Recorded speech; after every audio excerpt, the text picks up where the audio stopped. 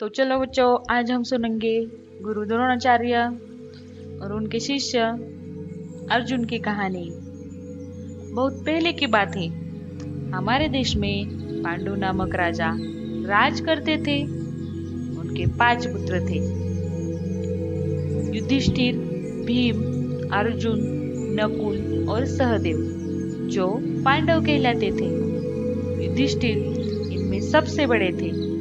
ये 5 राजकुमार गुरु द्रोणाचार्य से शिक्षा प्राप्त करते थे। उन्हें अस्त्र शस्त्र चलाने की शिक्षा भी गुरु द्रोणाचार्य से ही मिलती थी।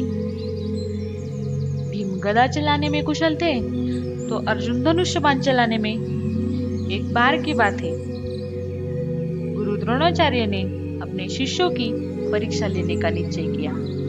उन्होंने पेड़ पर चिड़िया का एक खिलौना टांग दिया और अपने शिष्यों से चिड़िया की आंख पर निशाना लगाने के लिए कहा। पहला शिष्य आगे आया। गुरुजी ने पूछा, उधर देखो, तुम्हें क्या दिखाई देता है? वह बोला, गुरुजी, मुझे पेड़, चिड़िया, पत्ते सब कुछ दिखाई दे रहा है। गुरुजी ने उसे बाण चलाने की आज्ञा नहीं दी। दूसरे शिष्य ने कहा, मुझे चिड़िया के पंख दिखाई दे रहे। गुरुजी ने उसे भी बाण चलाने की आज्ञा नहीं दी।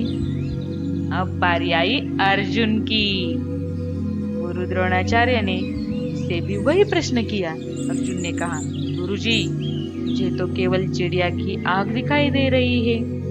गुरुजी ने उसे बाण चलाने की आज्ञा दे दी। अर्जुन ने बाण छोड़ा और वह ठीक चिड़िया की आंख में लगा। अर्जुन धनुष्य बाण चलाने में बहुत कुशल थे। उनका सामना करने वाले बहुत कम वीर थे।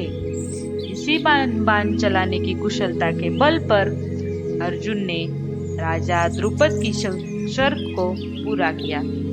राजा द्रुपद की एक पुत्री थी, उसका नाम था द्रौपदी। राजा द्रुपद की शर्त थी कि जो कोई तेल की कढ़ाई में देखकर ऊपर लटकी मछली की आंख को अपना निशाना बनाएगा, द्रौपदी का विवाह उसी धनुर्धर के साथ किया जाएगा। अर्जुन तो बाण चलाने में कुशल थे ही। उन्होंने तेल की कढ़ाई में देखते हुए ठीक मछली की आंख पर तीर मारा और राजा द्रौपद की शर्त पूरी की।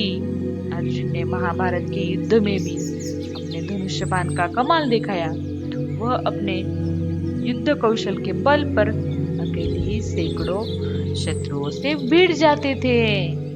तो ये थी अर्जुन की कहानी। अगर अच्छी लगी तो लाइक करें, शेयर करें एंड सब्सक्राइब करें। Thank you.